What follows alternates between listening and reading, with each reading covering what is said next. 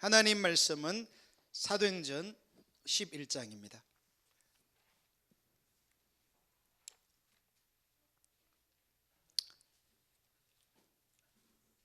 사도행전 11장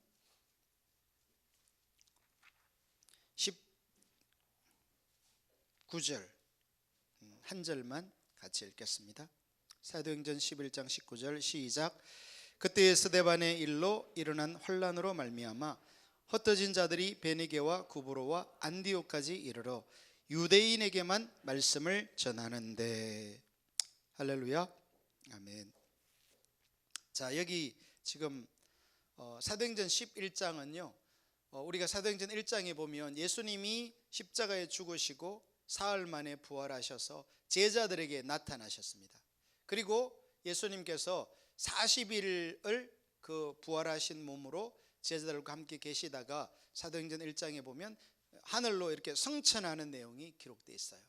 그러면서 예수님은 그 제자들에게 두 가지를 큰 약속을 하시게 됩니다. 첫 번째가 내가 너희들이 본 모습 그대로 다시 오겠다. 예수님의 재림이죠. 우리는 예수님의 재림을 확실히 믿습니다. 아멘. 여러분, 이 예수님의 재림은요, 한편으로 말하면 혼인잔치라 그래요. 계시록에서는. 할렐루야. 따라합시다. 예수님의 재림은 혼인잔치다. 네, 이 땅에서 우리가 아는 혼인은요, 그림자 혼인이에요. 우리가 구약을 신약 성경의 그림자라고 칭하듯이 우리가 아는 이 땅의 남편과 아내가 이렇게 만나서 결혼하는 것은 그림자예요. 그럼 진정한 혼인은 뭘까요? 성경이 말하는 저와 여러분의 진정한 혼인은 예수님이 우리의 신랑이고 그 예수님이 다시 오실 때 우리의 신랑으로 저와 여러분은 신부가 되어서 예수님과 혼인잔치를 하는 것이 성경이 약속하고 있는 재림이고 우리에게 소망으로 남아있는 혼인인 줄로 믿습니다. 그래서 이 땅에 그러면 혼인은 뭐냐? 이건 그림자기 때문에 함부로 하면 안 돼요. 소홀히 하면 안 됩니다. 본체를 반영하는 거기 때문에 이 땅에서의 혼인을 통해서 우리는 진정한 신랑 예수님께로 나아가는 단장을 하는 거예요. 신부 단장 중인 거예요. 아멘. 그런 신부 단장을 우리는 이 땅의 결혼생활, 가정을 통해서 이루는 거예요. 그런데 가정생활이 쉬워요, 어려워요? 어렵단 말이에요. 그래서 성경은 저와 여러분에게 이 어떻게 예수님을 신랑으로 맞이할 준비를 할 건지를 가르쳐 주는데 그 두 가지. 하나는 신랑에게 아내를 어떻게 하라? 예수님이 교회를 사랑해서 자기를 죽은 것처럼 목숨을 걸고 아내를 사랑하라. 할렐루야. 성경적으로 저와 여러분은 아내만을 사랑하는 거예요. 할렐루야. 그것도 목숨을 걸고. 이러면 이 남편은 이제 예수님의 신부로서 자신을 준비시켜 가는 거예요. 그래서 이제 혼인잔치에 이르게 되는 것입니다. 아멘. 그러면 아내는 뭐 하느냐? 아내가 이 신랑 되시는 예수님을 맞이하는 신부 단장은 이제 남편에게 복종함으로. 여러분, 아내가 자연적으로 남편에게 복종하기가 쉬울까요? 어려울까요? 어렵습니다. 세상에 그것만큼 어려운 게 없어요. 다른 건 다 하겠는데 남편에게 복종하는 거, 이거는 아주 그냥 십자가에 못 박히는 것보다 더 어려워요. 근데 그것을 통해서 뭐 하는 거예요? 자기를 신부로 단장, 준비해 가는 거예요. 할렐루야. 이 두 가지를 통해서 이제 남편과 아내는 이 땅에서의 가정을, 결혼 생활을 성공시키고, 즉 그것을 통해서 예수님의 신부로 이제 주님 앞에 세워지게 되는 것입니다. 할렐루야. 여러분, 남편과 아내가 이 성경의 가르침을 무시하고 자기 본성대로 그냥 다른 여자 꽁무니나 쫓아다니고 막 돈 벌어서 그냥 가정에 갖다 주지도 않고 이렇게 행동하게 되면요, 그 피해는 고스란히 자녀들에게 넘겨지게 돼 있어요. 여러분들이 자녀들에게 아무리 잘하려고 해도 남편과 아내 사이가 지금 심각한 문제가 있는데 자녀들에게 백날 잘해봤자 헛사예요. 성경의 말씀 앞에 납작 엎드려서 남편과 아내의 도리를 다할 때 꼭 주례 같네. 그 가정은 세워지고 자녀들도 세워지는 거예요. 이것이 영적 원리인 것입니다. 할렐루야. 혹시 여러분들이 가정을 이루어서 그렇게 못 살았으면 어떻게 하느냐? 회개하고 지금부터 하나님 앞에 서시면 돼요. 할렐루야. 자, 그래서 이제 그 약속을 하셨고요. 주님이 다시 오시마 재림, 아주 중요한 우리 기독교의 진리입니다.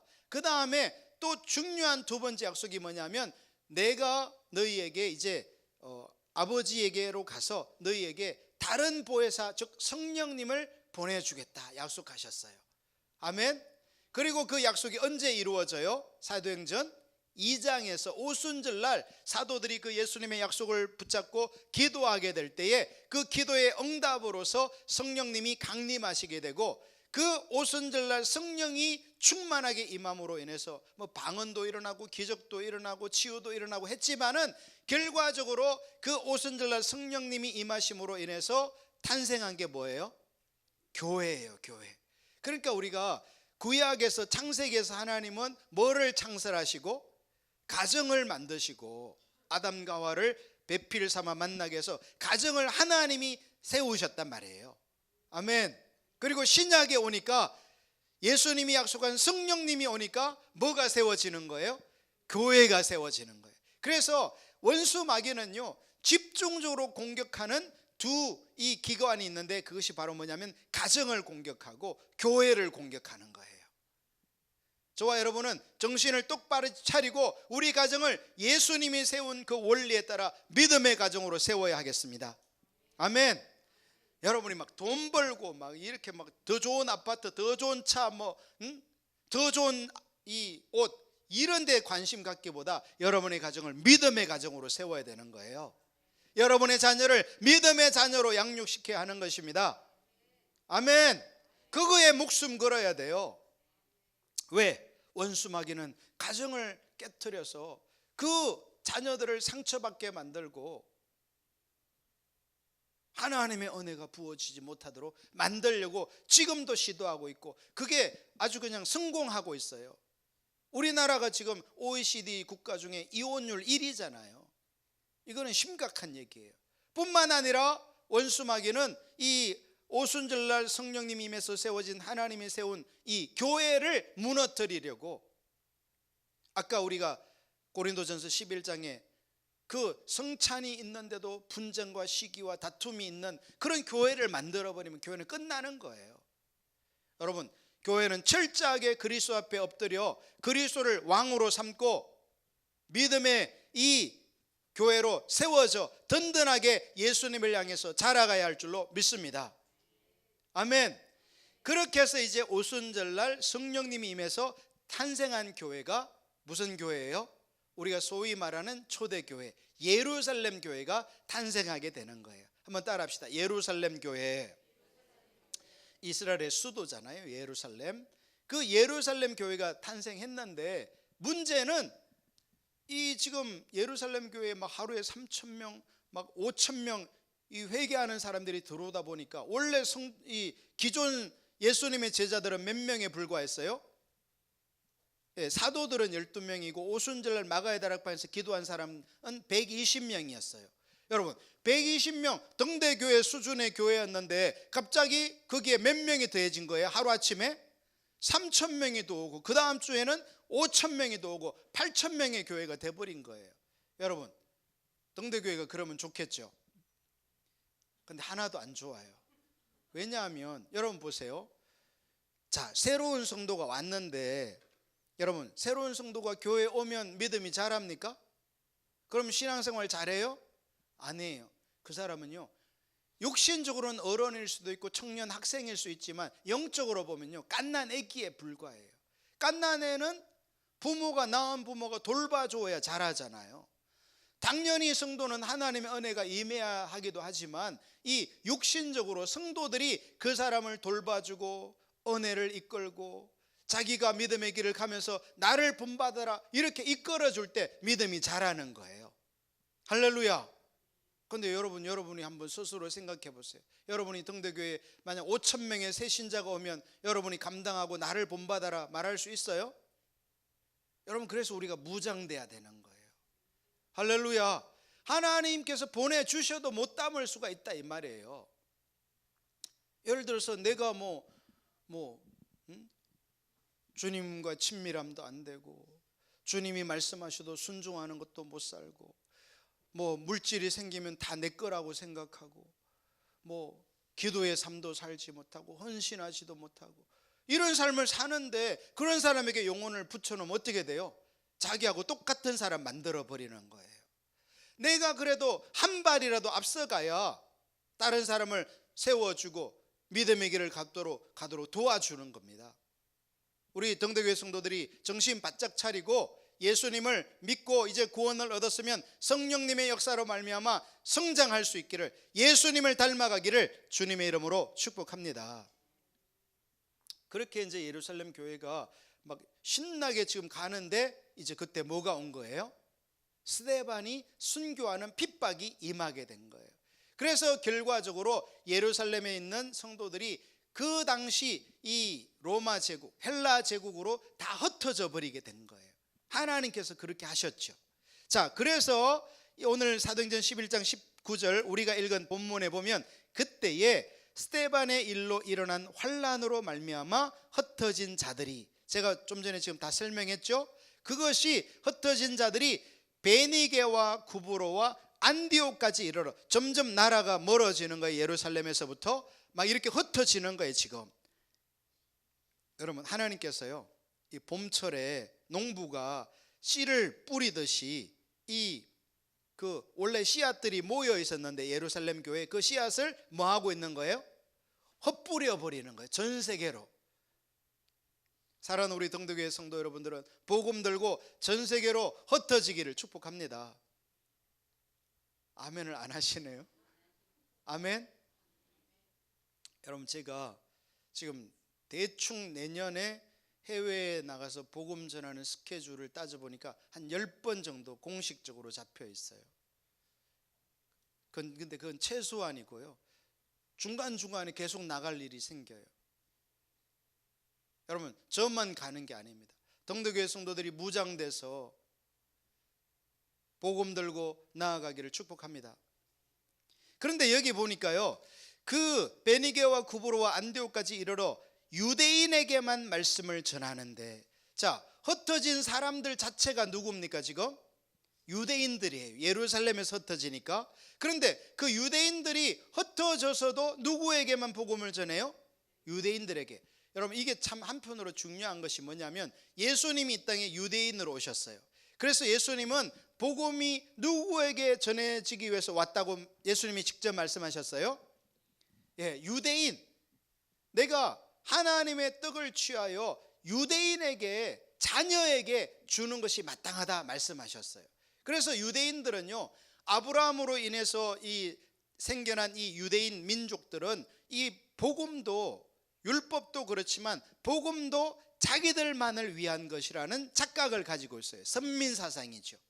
그래서 지금 여기 사도행전 11장 19절에서도 이 복음을 가지고 흩어진 사람들이 누구에게 전했다는 거예요? 유대인들에게. 자, 그런데 예수님이요, 이 복음을, 구원받는 이 믿음의 이 복음을 유대인에게만 전하라고 한 게 아니에요. 시작은 유대인인 게 맞아요. 우리가 마가복음 16장 16절 같은 경우에도 보면, 너희는 어디를 다니며 온 천하에 다니며 만민에게 복음을 전파라고 주님이 분명히 말씀하셨어요. 그런데 주님이 말씀하셔도 여러분, 이 하나님의 계시가 임해도요, 그것을 내 삶의 현실에 적용시키는 건 결코 쉬운 일이 아니에요. 앞으로 이제 우리가 그것을 사도행전을 통해서 구체적으로 살펴보게 될 텐데, 하나님께서 말씀하셔도 우리가 그것을 어떻게 순종할지는요, 집중적으로 주님을 찾는 자에게만 보여지게 되는 것입니다. 아멘. 그래서 이 복음, 십자가의 복음이 초기에는 유대인에게만 전해졌어요. 그런데 그건 하나님의 뜻이 아니잖아요, 말씀드린 것처럼. 그래서 20절에 그 중에 이제 흩어진 유대인 중에 구브로와 구레네 몇 사람이 안디옥에 이르러 헬라인에게도 말하여, 여기 헬라인은요, 그 당시 헬라 제국, 즉 이방인을 가리켜요. 그 이방인들에게도 말하여 주 예수를 전파하니. 할렐루야. 어떤 사람들이 막 열정이 이렇게 타오르니까 유대인들에게만 복음 전하는 게 이게 만족이 안 되는 거예요. 그래서 그 지역에 살고 있는 그 이방인 헬라인 사람들에게도 복음을 전했는데 어떻게 됐어요? 21절 시작. 주의 손이 그들과 함께 하심에 수많은 사람들이 믿고 주께 돌아오더라. 할렐루야. 여러분, 제가 좀 전에 예루살렘 교회에도 부흥이 일어나서 하루아침에 3,000명 5,000명이 돌아오는 사람이 있었다. 그래서 그런 섬기는 믿음의 사람들이 필요하다 그랬는데요. 이 지금 이 안디옥에서도 그 어떤 소수의 사람들이 이 헬라 사람들에게 복음을 전했는데 중요한 것은 누가 함께 하셨다는 거예요? 주의 손이. 여러분, 성경이 말하는 주의 손이 뭐예요? 그럼 하나님은 육신, 저와 여러분처럼 손이 있고 뭐 얼굴이 있고 이런 분입니까? 그게 아니에요. 하나님은요, 영이라고, 스피릿이라고 말하고 있어요. 스피릿과 영은, 이 육신은 달라요. 사람은 특이하게 육신을 가지고 또 영을 가진 존재예요. 근데 하나님은 영이라고 성경이 말하고 있어요. 할렐루야. 그래서 하나님은 영이시기 때문에 손이 없는데 성경은 주님의 손이 그들과 함께 했다 이렇게 말하고 있거든요. 그래서 우리가 여기 성경에서 주님의 손, 특별히 오른손을 가리키는데 주님의 손은요, 주님의 능력을 나타내는 단어예요. 할렐루야. 주님의 얼굴 그러면 그거는 주님 자신, 인격체 하나님을 나타내는 단어고, 주님의 손, 오른팔, 이 말은 주님의 능력을 나타내는 단어라고요. 중요성을 말하면요, 주님의 얼굴, 즉 주님 자신이 중요한 거예요. 여러분, 제 팔이 중요해요? 팔도 중요하지만 저에게서도 더 중요한 건 뭐예요? 제 자체잖아요. 살아있는 제 인격이잖아요. 제 손 하나만 중요한 게 아니죠. 근데 우리 신앙이 왜곡되고 잘못되면요, 하나님의 손, 즉 능력만 추구하게 돼 있어요. 하나님의 능력이 필요하고 함께하고 그래야 전도가 되지만은 그 팔, 능력 이전에 뭐가 필요하다? 주님 자체, 주님의 생명, 인격, 그 예수 그리스도 그분 자신이 필요하다는 것을 깨달을 수 있기를 예수님의 이름으로 축복합니다.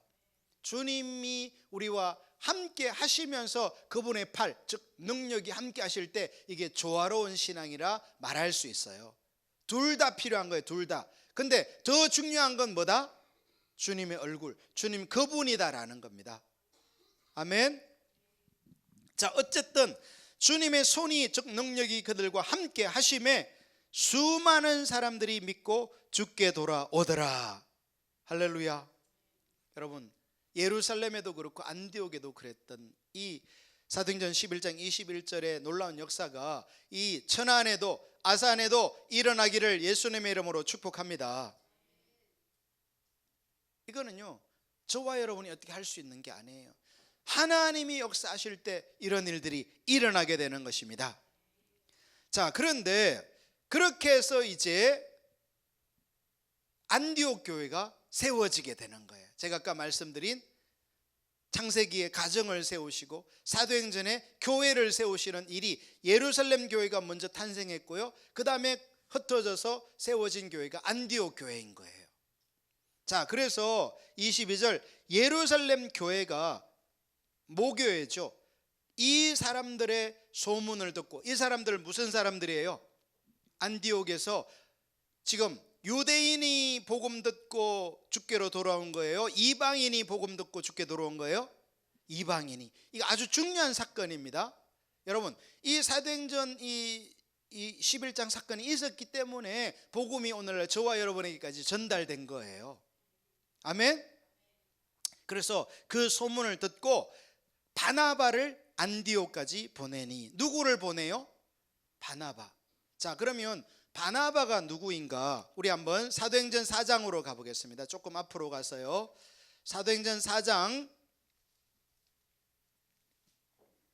36절을 보시면 이런 말씀이 있어요. 구브로에서 난 레이족 사람이 있으니 이름은 요셉이라. 이름이 뭐라고요?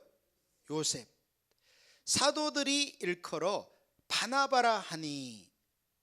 그러니까 이 지금 예루살렘 교회 얘기죠. 여기는 예루살렘 교회가 막 지금 사도들이 이제 기도회고에서 성령이 임하고 막 폭발적인 성장이 일어났는데, 그 중에 레이인인데 유대인이면서 레이 족속, 원래는 제사장 가문이잖아요.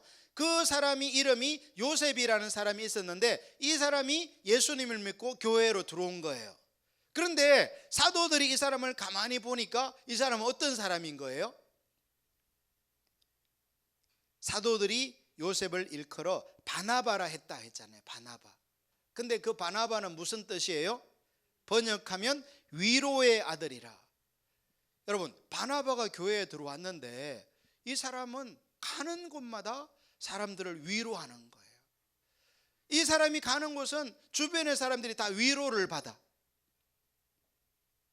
여러분, 등대교회에 이런 사람이 필요해요, 안 필요해요? 너무 필요해요. 위로의 사람인 거예요. 어떤 성도님이 등대교회에서 같이 신앙생활 하겠다고 왔는데 미꾸라지처럼 물만 흐려 그냥 사람들을 험담하고 불평하고 원망하고 미워하고 시기하고 고린도 교회처럼 분쟁하고 그럴 수 있어요, 없어요? 얼마든지 그럴 수 있어요. 그러면요, 교회는 안 세워지는 거예요. 교회는 바나바와 같은 사람이 필요한 거예요. 할렐루야. 오늘 이 2부 예배 드리는 우리 모든 성도 여러분들이 바나바와 같은 위로의 사람이 되기를 예수님의 이름으로 축복합니다. 여러분들이 그렇게 생각하면 안 돼요. 누군가가 그렇게 돼야지. 그렇게 생각하면 착각이에요. 여러분이 바나바가 돼야 되는 거예요. 자, 따라합시다. 내가 바나바가 되기 원합니다. 여러분, 교회는요, 누가 그렇게 하겠지 이렇게 미루면 되는 게 아니에요. 여기 있는 사람들이 먼저 예수님을 믿고 성령님의 역사로 말미암아 그 사람이 가는 곳마다 위로가 되어지는, 뭐 말을 하건 안 하건 위로가 되어지는 역사가 나타나기를 예수님의 이름으로 축복합니다. 그래서 이 요셉이라는 사람은 원래 이름이 요셉이었는데 사도들이 그를 바나바로 바꾸어준 거예요. 위로의 아들이다, 위로의 사람이다, 너는 정말 위로의 그런 기름 부음이 있구나, 이렇게 인정해 준 거예요. 사도들이 일컬었다는 말은. 여러분들이, 제가 여러분을 볼 때 정말 이렇게 위로의 사람이구나 인정이 되어지는 역사가 있기를 예수님의 이름으로 축복합니다. 여러분, 그 사람이 원래 위로를 잘할 수 있어요. 근데 그거를 인정받는 것은요, 또 다른 거예요. 저에게 막 잘 보이기 위해서가 아니라 그런 삶을 사는데 그게 그냥 누구나 그 사람을 인정하게 되는 그런 일이 있어야 된다 이거예요. 할렐루야. 여러분, 사실 이 예루살렘 교회가 이렇게 세워지게 되는 중요한 그 구성원들이요, 바로 이런 바나바와 같은 사람들이 있기 때문에 그런 거예요. 우리 등도교회 2부 예배를 드리시는 성도 여러분들이 바나바와 같은 믿음의 사람이 되기를 축복합니다. 뿐만 아니라 바라마는 37절에 보니까 그가 밭이 있음에, 여기 밭이 있다라는 말은요, 가난과 대조되는 말이에요. 이게 왜 가난과 대조되는 말이냐면, 팔아 그 값을 가지고 사도들의 발 앞에 두니라 그랬잖아요. 왜 밭을 팔아 가지고 값을 사도들의 발 앞에 두죠? 이게 무슨 말이에요? 거기 보면 34절 그 위에 보시면 그 중에 가난한 사람이 없으니, 예루살렘 교회 안에 5,000명 3,000명 성도들이 들어왔는데 가난한 사람이 있다 없다? 뭐라 그래요? 34절에 가난한 사람이 없으니, 없대는 거예요. 아니, 사람이 모였는데 왜 가난한 사람이 없죠? 그 이유가 있어요. 그 이유는 밭과 집 있는 자는 팔아. 그러니까 밭과 집 있는 사람은요, 가난한 사람과 대조되는 단어예요, 여기서. 그러니까 가난한 사람은 뭐가 없는 거예요? 밭도 없고 집도 없는 거예요. 그래서 이 37절에 그가 밭이 있다라는 말은 이 바나바가 가난한 사람이 아니었다는 뜻이에요.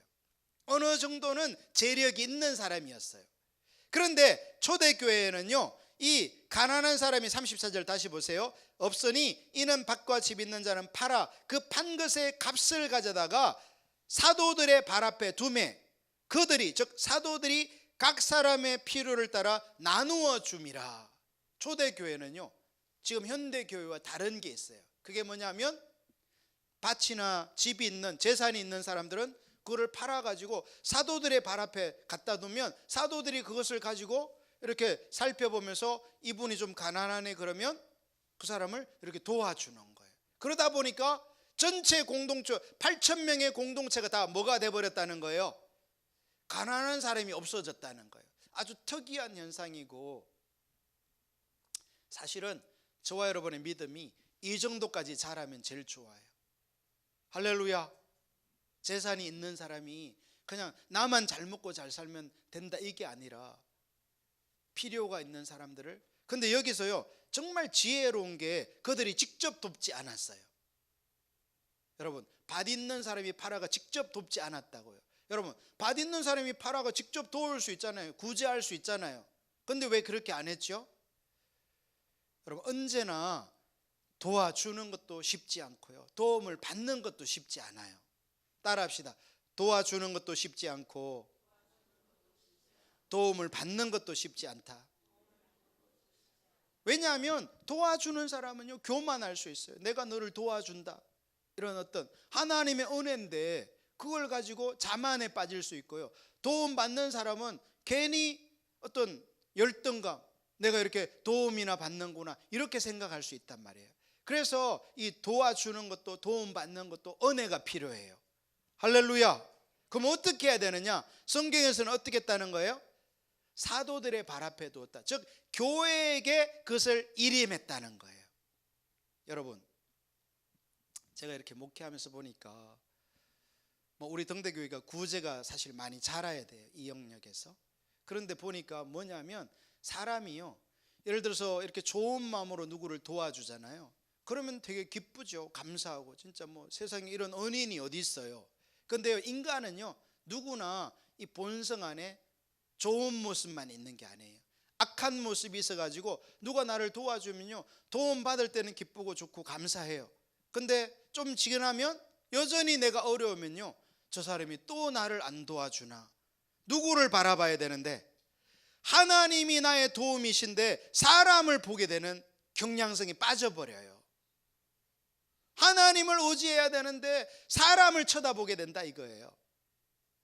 여러분, 그래서 여러분이 누구를 직접적으로 돕는 것은 저는 추천하지 않습니다. 그리고 교회를 통해서 도울 때도 예를 들어서 내가 도움 받았다 그러면 기쁘게 받으세요. 할렐루야. 그러나 교회를 의지하지 마세요. 내가 이번에 또 도움 받았으니까 다음에도 내가 어려우면 또 도와주겠지, 그 마음을 잘라야 돼요. 할렐루야. 오히려 내가 이렇게 도움을 받았으니까 나는 남을 도와주는 삶을 살게 해주세요, 그런 은혜를 구하시기를 축복합니다. 그래서 도와주는 것도 도움받는 것도 쉽지 않아요. 은혜가 필요하다는 사실이에요. 어쨌든 바나바는 밭이 있었는데 37절에 어떻게 했다고요?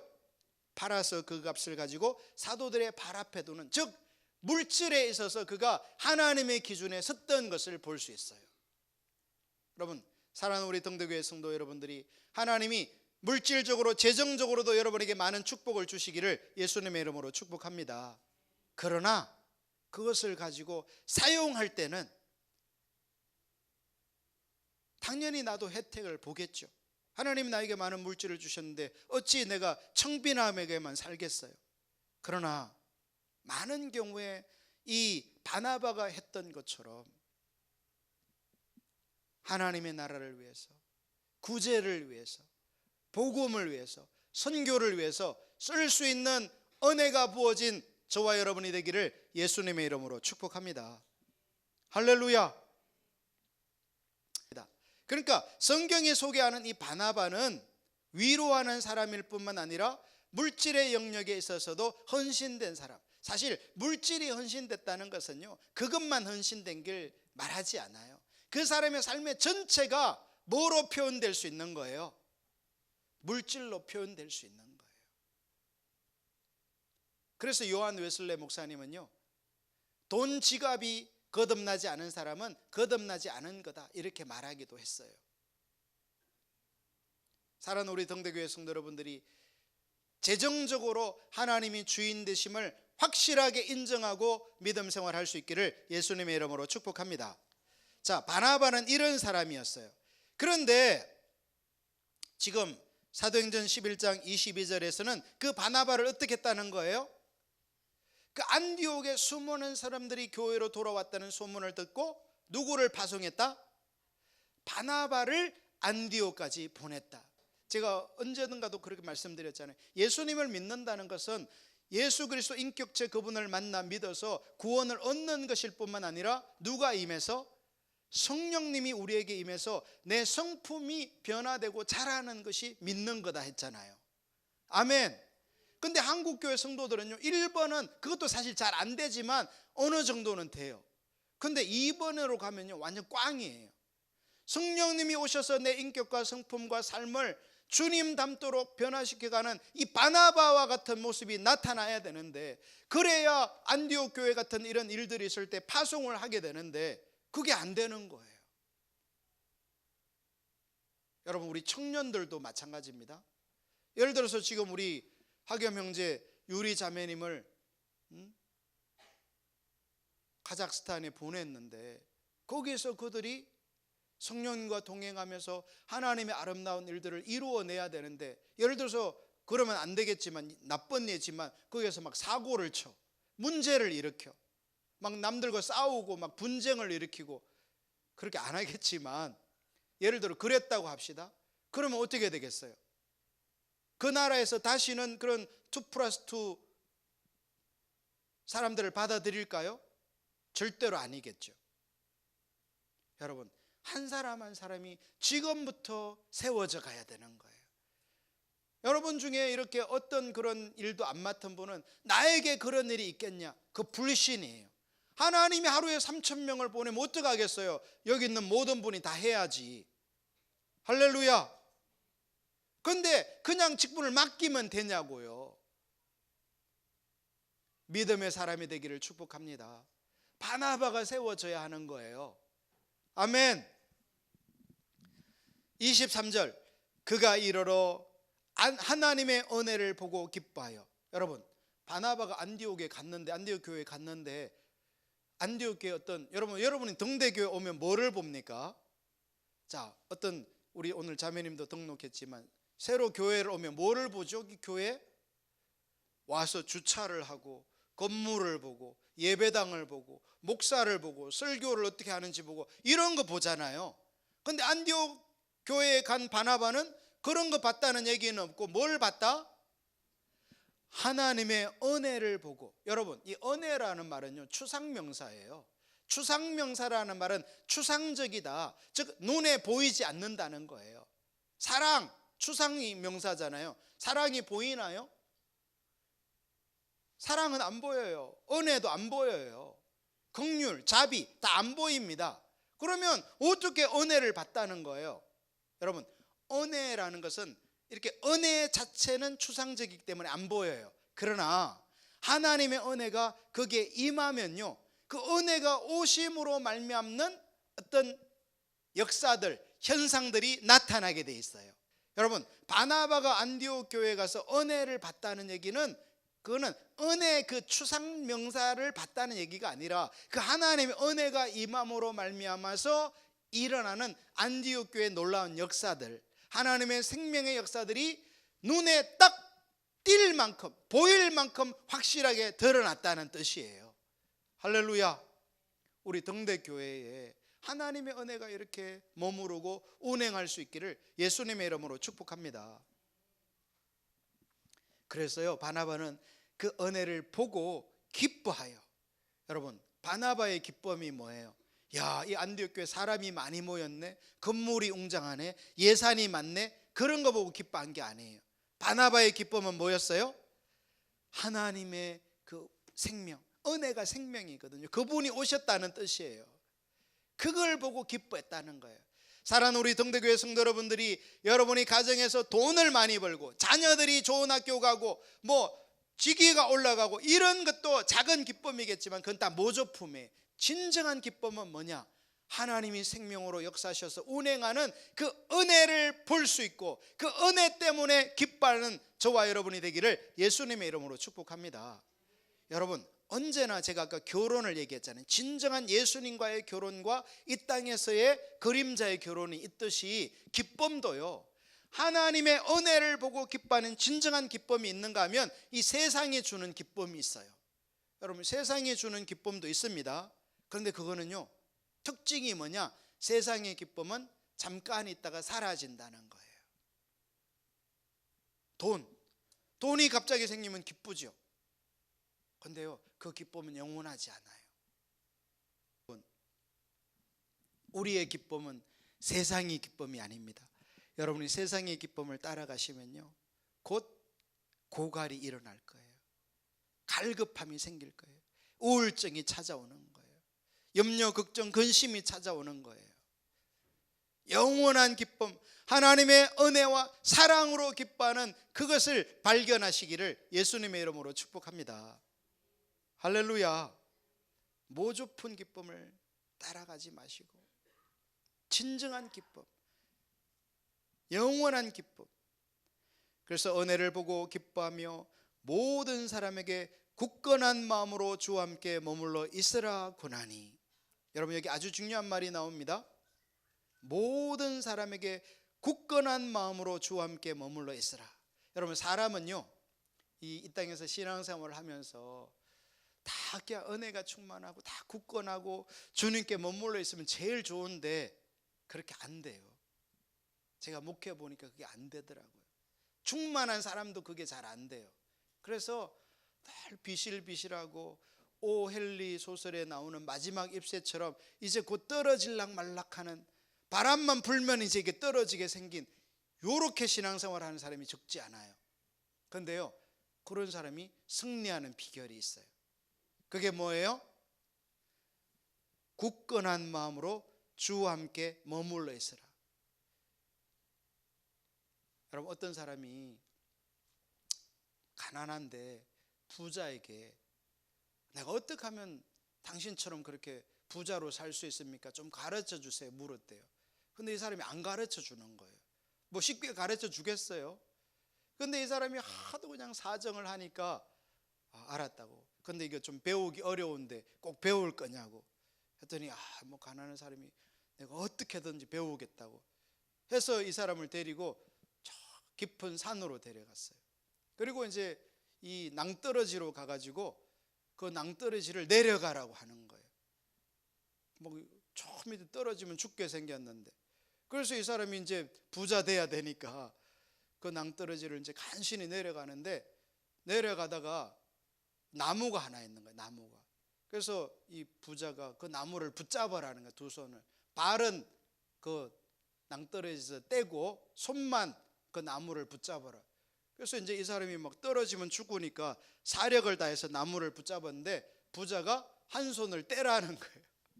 그래서 이제 아니 이거 떼면 어떻게 해야 돼? 지금 부자 되는 거 배우고 싶지 않냐고 해서 이 사람이 이제 한 손을 뗐어요. 그리고 한 손만 나무를 붙잡고 있는데 부자가 뭐라 하냐면 그 손도 떼라는 거예요. 여러분, 발도 지금 다 떨어져 있고 손도 뗐는데 한 손마저 떼면 그대로 떨어져 죽는 거잖아요. 그러니까 이 사람이 나 부자 안 돼도 좋으니까 이걸 못 되겠다고 그랬대. 부자가 그랬다는 거예요. 바로 그 심정으로 당신이 돈을 붙잡으라고 그렇게 알려줬다는 얘기가 있어요. 여러분, 우리는 돈을 따라가는 사람들이 아닙니다. 아멘. 우리는 누구를 붙잡아야 돼요? 예수 그리스도. 예수 그리스도를 굳게 붙잡아야 우리는 믿음이 가능하고, 할렐루야, 신앙생활이 가능하다는 사실을 깨닫기를 축복합니다. 여러분 가운데 믿음이 마지막 잎새처럼 떨어질락 말락 이러신 분들은 주님을 떠나 있어서 그래요. 주님께로 돌아와서 생명을 걸고 사력을 다해서 주님을 찾게 되면 하나님의 은혜가 부어지고 회복되게 될 줄로 믿습니다. 우리는 주님께 머물러 있어야 돼요.